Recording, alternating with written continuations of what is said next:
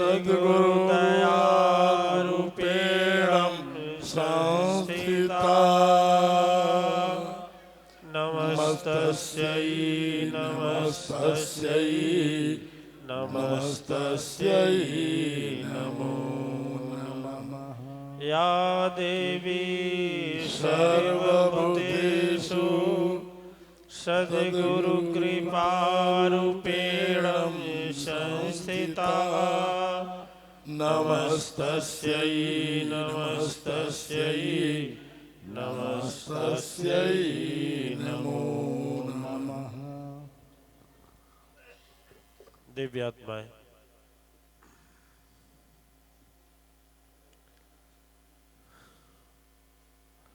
मैं प्रत्येक दिन सोचता हूं कि आप लोगों के साथ वहां तक चलूं, वहां तक ले चलूं, लेकिन ऐसा संजोग बनता है कि वहां तक जाने के पहले ही समय की जो ये सुई है पहुंच जाती है। अब संचालक जी का भी क्या दोष दें, जैसी उनकी इच्छा विश्व नियंता की वैसा चल रहा है। चलिए, आज जिस विषय में चर्चा करना है वह अभेद है, उसका भेद नहीं हो सकता। तो एक श्लोक बोलेंगे, आप लोग भी बोलेंगे, ठीक है? समय कम है और कम समय में ही सारी चीजें को समझना। अखंड मंडलाकारं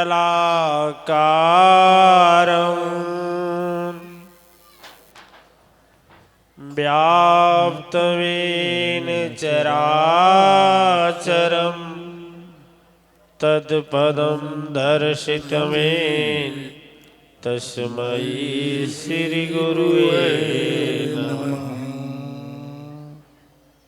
कहा जाता है कि ब्रह्मा की पूजा करें तो एक देवता की पूजा होती है, विष्णु की पूजा करें तो एक देवता की पूजा होती है, शंकर का पूजा करें तो एक देवता की पूजा होती है, दुर्गा का पूजा करें तो एक देवी का पूजा होता है, सरस्वती का पूजा करें तो एक देवी का आशीर्वाद मिलता है। यदि लक्ष्मी का पूजा तपस्या ध्यान करते हैं तो केवल लक्ष्मी माँ का ही कृपा होता है। लेकिन इन सदगुरु के चरणों का पूजा किया जाए तो एक ही चरण में सभी आ जाते हैं। आज है हम लोग का चर्चा करेंगे आपस में ये गुरु के विषय में। गुरु गुरु गुरु गुरु क्या गुरु? वास्तव में गुरु से ही जीवन शुरू, ठीक है?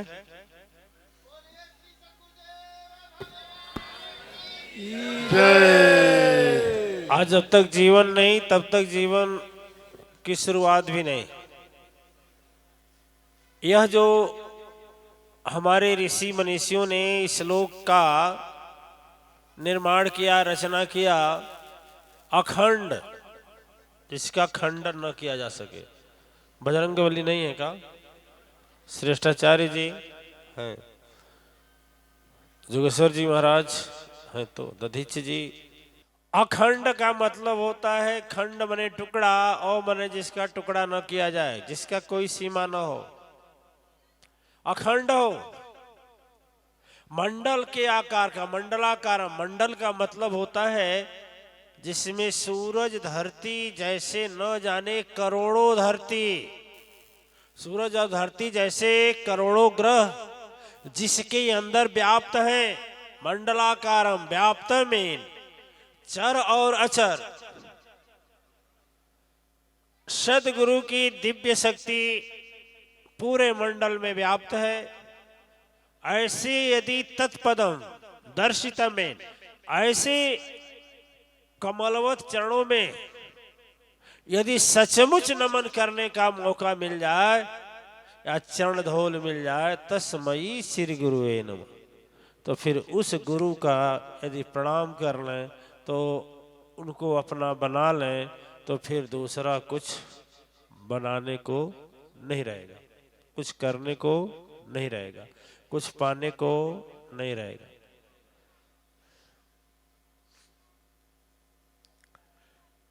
हमें एक नारद शक्ति की बात याद आ रही है कि एक बार की बात थी कि नारद जी विचरण करते करते भाग्य विधाता ब्रह्मलोक में गए और भाग्य विधाता ब्रह्मा से बोले कि हे तात, यह बताइए कि गुरु के दर्शन से फायदा क्या होता है, गुरु के दर्शन से लाभ क्या होता है। भाग्य विधाता टाल दिए कि छोड़ो छोड़ो नारद, तेरा यही उत्पत्तांग खुरापात रहता है, जाओ बाद में बताएंगे। लेकिन उन्हें तो व्याकुलता थी। उसके बाद क्षीर सागर निवासी भगवान विष्णु के पास गए, उनसे कहा कि प्रभु बताइए, हमें यह समझाइए कि गुरु दर्शन से लाभ क्या है। याद रखिए, गुरु, सदगुरु नहीं, गुरु। गुरु दर्शन से लाभ क्या है। भगवान विष्णु जी को दया आ गई और बोले ठीक है नारद, बड़ा थके हारे हो, थोड़ा विश्राम कर लो। नारद जी बोले नहीं नहीं, विश्राम नहीं करना है, मैं बड़ा अध्ययन किया हूं, लेकिन मेरे समझ में नहीं आता है कि गुरु के दर्शन से कुछ लाभ भी होता है क्या।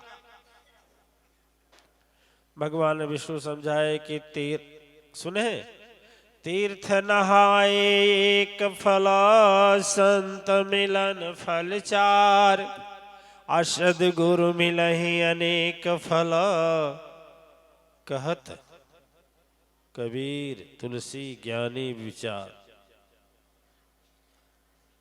कहे इन सबों के भावों से नहीं समझना है प्रभु, हमें केवल बताइए क्या करें। भगवान को भी बड़ाया हुआ, वो कहे कि ठीक है तुमको बताऊंगा कब, कि जाओ इस समय नरक योनि में जाओ, भागो यहां से, नरक योनि में जाओ, फला जगह जाओ, एक कीड़ा है, कीड़ा कीड़ा वही बताएगा। और कीड़ा के पास जब नारद जी पहुंचते हैं, जैसे नारद जी पहुंचते हैं, कीड़ा से बोलते हैं कि हे कीड़े, तू तो नरक योनि में है, मुझे इतना ही बता दे कि गुरु के दर्शन का लाभ क्या। और जैसे यह बोले वह कीड़ा मर गया। कीड़ा मर गया, भगवान के पास फिर वापस आए। उन्होंने कहा प्रभु, मैंने तो जब कीड़ा से प्रश्न किया और कीड़ा जो है मर गया। भगवान बोले ठीक है कोई बात नहीं, मरने दो, अब तुम चले जाओ भारत भूमि के दंडक वन में, दंडक वन में जाओ, और एक हिरनी है, एक बच्चे को जन्म देने वाली है, जाओ तेरे प्रश्न का उत्तर वही देगी। जिज्ञासा और गंभीर हो गया और भारी हो गया, होता है, प्रभु की वाणी है। चले गए और ज्यों पहुंचते हैं त्यों हिरणी अपने बच्चे को जन्म देती है, और नारद जी जाते हैं, बोलते हैं ए, तू मुझे यह बता कि गुरु के दर्शन का लाभ क्या है। और ज्यों बोले लाभ क्या है, तो वो भी मर गई। और वो भी जब मर गई तो ये तो घबराए कि विधाता ये क्या हो गया, जिससे हम पूछ रहे हैं वही मर जा रहा है, ये क्या, गुरु का दर्शन करने वाला मर जाता है क्या। अब तो थोड़ा डगमगाए, डगमगाए और डगमगाते हुए फिर पहुंचे, पुनः पहुंचते हैं प्रभु के पास, जाकर कहते हैं कि नाथ ये क्या है, आप खिलवाड़ रचा डाले हैं, क्या नाटक रचे हैं, क्या लीला रचे हैं, सीधे सीधे बता देते, और नहीं बताते तो भी हम अपना जाते धर्म कर्म में लगते। अरे सीधी तो बात थी, एक बात तो मैं पूछ रहा था कि गुरु के दर्शन का लाभ क्या है। कहे ठीक है तुम्हें बताऊंगा, भारत भूमि में जाओ, और भारत भूमि में ये भैया शादी है का, कुछ लगन वगन है का। अरे बजरंग बली कर है बहुत तेज लगन बा, बहुत तेज लगन में तो इतना भीड़ है 100 परिवार में शादी है मातेश्वरी परिवार की, और यदि भीड़ यदि नहीं होती लगन तब तो मुश्किलें होता यहाँ। क्यों महाराज श्रेष्ठाचार्य जी, है ना? माँ की माया माँ ही जाने और न जाने। फिर प्रभु भगवान कहे कि ठीक है, एक काम करिए, आप जाइए दंडक वन के किनारे एक ग्वाले का घर है, और उस ग्वाले के पास एक गाय है, वह गाय एक बच्चा देगी, उसी से पूछ लेना। डरते डरते इस बार नारद जी गए, और जो नारद जी पहुंचे, वो गौ माता ने बच्चे को जन्म दिया। वह बछड़ा से बोले कि ये बताइए, हमें भगवान आपके पास भेजे हैं, और हमको ये बताइए कि गुरु से लाभ क्या है। और जो बोले तो बछड़ा भी मर गया। अब तो बोले कि भगवान क्या के गौ हत्या का पाप लगाए, कितना लगाए, अब हम कुछ करने वाले नहीं। भगवान के पास फिर गए, कहे अब लास्ट में आया हूं, आप ही बताइए, जाना नहीं है। भगवान कहे कि ठीक है, एक नवद्वीप है भारत में, हम तो नहीं बता सकता, जाओ लास्ट बार, इस बार हम तुमको भेज रहे हैं, फिर नहीं भेजेंगे। नवद्वीप में वहां के राजा को एक लड़का पैदा होने वाला है, राजकुमार। नारद जी बोले बाप रे बाप, अब तक तो कीड़ा था, हिरणी था, गाय था, वो राजा का लड़का है तो वही पीट के सोच कर देंगे तुमड़ी सुमड़ी, ये दाढ़ी ओढ़ी सब जोगेश्वर जैसा है, सफा चट हो जाएगा। कहे कि हे विधाता, अब क्या कर रहे हैं? लेकिन भगवान का कहना था, गए। जब भगवान का आज्ञा मान करके गए नवद्वीप में, अमरदीप राजा के यहाँ, और जब उसी दिन राजकुमार का जन्म होने वाला था, जब नारद ऋषि को देखे तो राजा बड़ा खुश हो गए, बड़ी खुशी की बात है। और जब पहुंचते हैं, इनका आतिथ्य सत्कार होता है, गुरु का सत्कार होता है ना। अच्छा देखिए, गुरु का सत्कार भी हम हर प्रदेशों में अलग अलग से देखें। एक बार हम गए थे रायपुर भिलाई, छत्तीसगढ़ में। एक स्टेट बैंक के मैनेजर थे, उनकी जीवन साथी थी दीक्षालिनी। उसके बाद वो परिवार सहित बुलाए, हम गए, और कोई आचार्य था कि नहीं याद आ रहा है उस समय। 5 प्रक्षालन देखे पद का, गुरु के पैर का 5 प्रक्षालन। गंगा जल से पैर पखारना देखिएगा, फिर दूध से गए पैर पखारना, फिर शहद से पैर पखारना, फिर दोबारा गंगा जल से पैर पखारना, लास्ट में 5 प्रक्षालन सदगुरु का। तो अलग अलग विधि होती है, अलग अलग भाव होते हैं, अलग अलग प्रेम होते हैं, अलग अलग विचार होते हैं। तो वैसे जैसा नियम था, राजा ने बड़े प्रसन्नता से पैर और पखारे, और जब पैर पखारे तो बच्चा जब जन्म हुआ तो ये हुआ कि पहले इन्हीं से आशीर्वाद दिलाया जाए। किससे? देवर्षि नारद जी से, ब्रह्मपुत्र नारद जी से आशीर्वाद दिलाया जाए। और जैसे दासी बच्चे को लपेट करके चरणों में लेकर आई, नारद जी तो कांपने लगे। काहे कांपने लगे? समझ गए कि क्या होगा? अंतर्ध्यान होगा, अंतर्ध्यान होना पड़ेगा कि कुछ लीला फिर होगा। लेकिन कहे जो होगा सो देखा जाएगा, लेकिन आज तो जान कर ही रहेंगे। तो राजकुमार से पूछे, उस बच्चे से जो भी 2 घंटे का था, जन्मा हुआ। लेकिन नारद जी कहे कि काम करिए, बच्चे को यहां लिटा दीजिए, सब लोग चले जाइए, इसका भविष्य बाद में देखेंगे, पहले हम अपना भविष्य देखेंगे। लोगों ने कहा कि ऋषि गुरु और ये भविष्य देखेंगे, ये कैसा? लेकिन ठीक है, राजा ने कहा भाई चले जाओ, सभी लोग चले जाओ। तो नारद जी जब प्रश्न किए, राजकुमार आज मुझे बता दो, नीति धर्म की बाणी से, सच प्रेत प्रभु वर दिखाए, जैसे अजब कहानी से, गुरु दर्शन का लाभ क्या होता। गुरु दर्शन का लाभ क्या होता, आज मुझे समझा दीजिए। लड़का वह रात छोटा बच्चा जो 1 घंटे का जन्मा था, कहते हैं बड़ा तेज से ठठा कर हंसा। नारद जी बोले हंस रहा है? कहे महाराज आप पहचाने नहीं मुझको, मैं एक महाअधम पापी था, एक महाअधम पापी था और मैं ही कीड़ा था। जब आप गए पहला दर्शन किए तो मेरी यह योनि छूट गई। फिर हिरनी का बच्चा मैं ही था, और फिर तीसरी बार जब आप गए तो गऊ का बच्चा मैं ही था। गुरु का दर्शन का फल ये होता है कि कितना हूं पाप रहे वह क्षण में कट जाता है। और देखिए नरक योनि में रहने वाला कीड़ा भी आज राजा बनने के लिए यहाँ पर आ गया। प्रेम से बोलिए सदगुरु चरण की, प्रेम से बोलिए साचे दरबार की। दिव्य आत्माएं,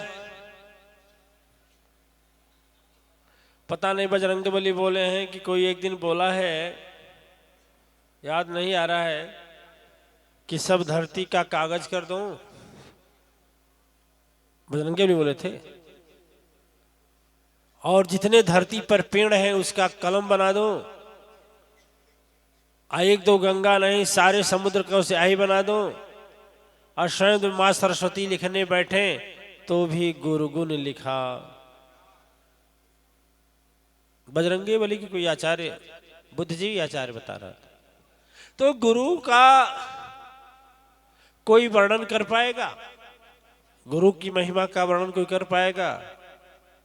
और न कोई कर पाएगा और न कोई समझ पाएगा। यदि कोई करने बैठे तो समझ भी नहीं पाएगा, क्योंकि अपार है।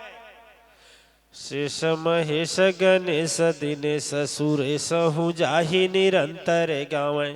ब्रह्मा से सुख व्यास रटे पचिहार पव पुनि थाह न पाव। उस सदगुरु की हम लोग भी एक भजन गाते हैं।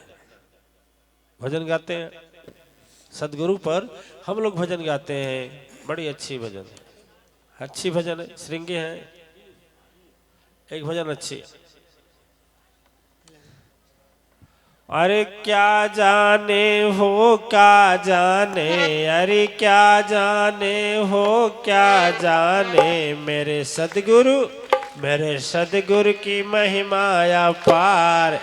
अनारी क्या जाने मेरे सदगुरु की महिमा अपार। अनारी क्या जाने मेरे सदगुरु की महिमा अपार। अनारी क्या जाने, अरे क्या जाने हो क्या जाने, क्या जाने हो क्या जाने, मेरे सदगुरु की महिमा अपार। अनारी क्या जाने मेरे सदगुरु की महिमा अपार। अनारी क्या जाने। गुरु गीता में एक बात आती है, क्या?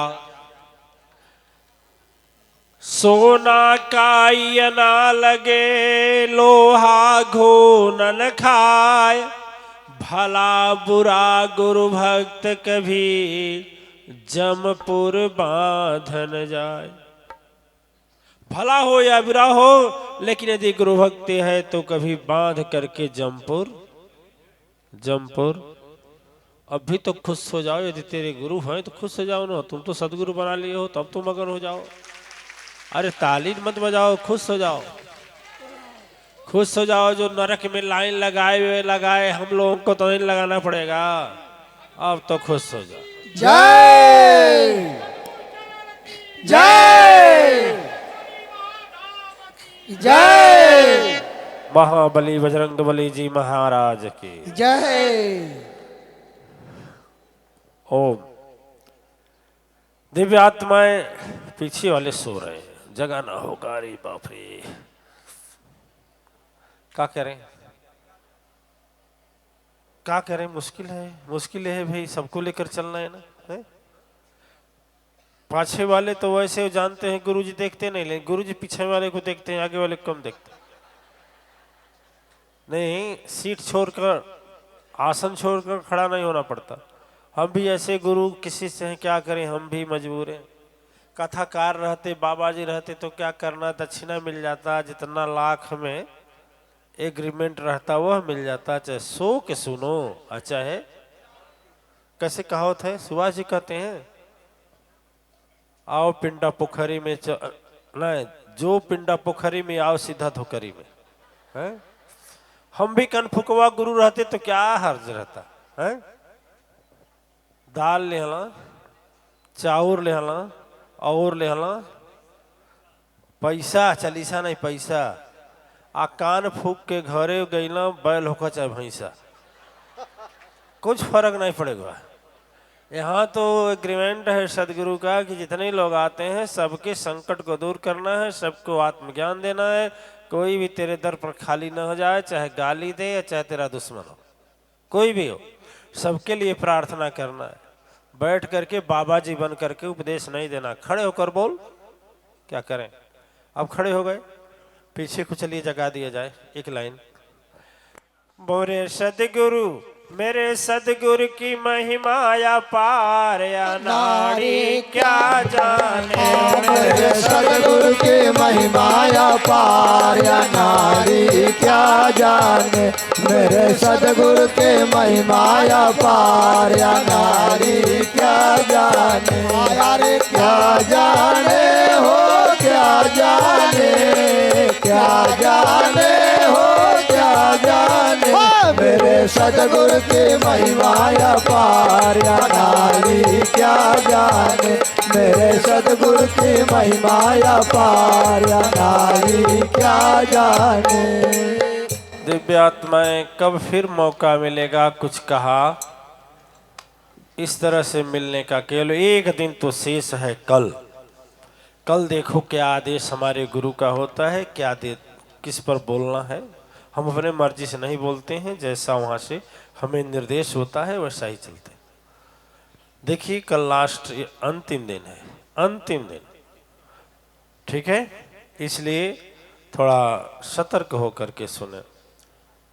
दिव्य आत्माएं, हम पहले सोचते थे कि ये गुरु गुरु लोग रटते हैं, गुरु का करेंगे, जो भगवान करेंगे वो करेंगे, जो गुरु करेंगे वो करेंगे। लेकिन हमें इतना ज्ञान नहीं था, यहाँ की नेत्र खुली नहीं थी, ज्योति नहीं थी, जैसे दधीच महाराज की ज्योति है, जोगेश्वर महाराज की ज्योति है, ऐसी ज्योति नहीं थी मेरी दिव्य दृष्टि। मैं यही मानता था, अरे क्या कहा जाए, डॉक्टर साहब सो रहे हैं, बंद कर दें, कहा है बंद कर दें। होगा डॉक्टर साहब। एक देवी जी थी तो सत्संग में जाती थी, तो गुरुजी से अपने घर जाती थी तो सारी बात अपने आदमी को, जीवन साथी को बताती थी। एक दिन बोले कि आप अभी चली ना, बहुत बढ़िया सत्संग होता, बहुत बढ़िया गुरुजी बोलो थे, चली। वो बोली जा देवी जी जा, तू जा, अपने में सम के आधा दे दिया। तो देवी जी बोली तब ठीक है, तो आज के बाद तू खइबो मत करिए, अधवे खइह, हम खाई तोहरे पेटे में चल जाए। उनको समझ में आ गया। आओ बाजार के उस नगर के बहुत बड़े आदमी थे, धनवान आदमी थे, और सब लोग सोचे कि आज तक यह व्यक्ति किसी धर्म सभा में नहीं गया, कैसे आ गया। अब जब वहीं से प्रवेश किया तो रास्ता मिलने लगा। ऐसे संचालक में होते थे, ऐसे कुछ गणमान्य लोग बैठे थे, सभी पहचाने गए और बोले आइए आइए आइए आइए आइए। आ गए, बोले अरे बैठिए बैठिए बैठिए। आज जब बैठे तो महाराज जैसे डॉक्टर साहब है ना, ऐसे सो गए। जब सो गए, सारा प्रवचन खत्म हो गया, आरती भी हो गई, लोग भी चले गए, तो जिसका दर्री था ना बिछाया हुआ, वो बोला रे गांव इस नगर के बड़े आदमी हैं, कैसे जगह में तो जब करवट बदले तो धीरे से जब खींचना चाहा तो कहा बे क्या है, कहा अरे महाराज, बोला खत्म हो गया, कला हाँ खत्म हो गया। तो कहा जाइए। जब घर पर गए तो बोले पूरी दिन तो सोए थे, घर पर जब गए तो उनकी पत्नी बोली अरे प्रवचन में क्या सुने हैं, कहा चुप, तू का जन्म, आप कितने महीना से सुनते आ रहे हैं ना, मैं सुन कर आया हूं। अत गुरु जी क्या बताए हैं, गुरु जी बताए हैं आइए बैठिए जाइए, आइए बैठिए जाइए। अरे डॉक्टर साहब अभी तो जाग जाइए, इतना समय ले लिए हैं, आप ही पर कह रहे हैं आइए बैठिए, सोइए नहीं जाइए। रात में नींद नहीं आ रही थी और रात में बैठ कर यही मंत्र की तरफ पढ़ रहे थे, आइए बैठिए जाइए। 3 चोर चोरी करने आए, घर में जब घुसे तो नींद तो थी नहीं, बोले आइए। चोरवा सोचा लग रहा है पहचान रहा है कहा से ठवारी, बाप रे बाप। बोला आइए बैठिए, और कहा भाग भाग कहता जाइए। फिर जब जाने लगे थे आइए आइए आइए आइए, चोर सब गए हाथ जोड़े, कहे मारा अरे बैठिए बैठिए बैठिए। अरे साहब नहीं ठीक। तब उनकी नींद खोली, कहीं आए तुम चोर हो, कहा नहीं नहीं महाराज जी आपसे मिलने आए। सुबह हुआ तो चोर कहा कि भाई वह व्यक्ति कहे कि एक बार गुरु के वचन सो कर सुने तो इतना लाभ हुआ, तो जग जाग कर सुनेंगे तो कितना लाभ हो। अरे अमरेंद्र जी सोइए सोइए, अच्छा सोई लीजिए जाइए सोइए। मोरे सदगुरु की महिमाया पार अनाड़ी क्या जाने हो, मेरे सदगुरु के महिमाया पार अनाड़ी क्या जाने, मेरे सतगुरु के महिमाया पार अनाड़ी क्या जाने, क्या जाने हो क्या जाने, क्या जाने हो क्या जाने, मेरे सतगुरु के महिमाया पार अनाड़ी क्या जाने, मेरे सतगुरु के महिमाया पार